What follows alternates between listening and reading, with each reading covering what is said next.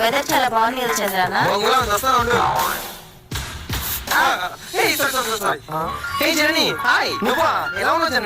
Hi Siddhu, బాగున్నాను. నువ్వు ఎలా ఉన్నావు? నాకేం జర్నీ బానే ఉన్నా.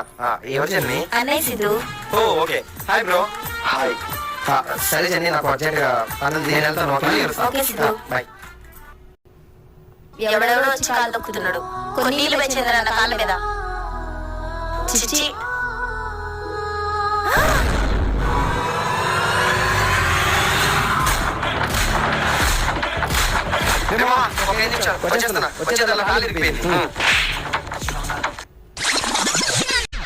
Flash back.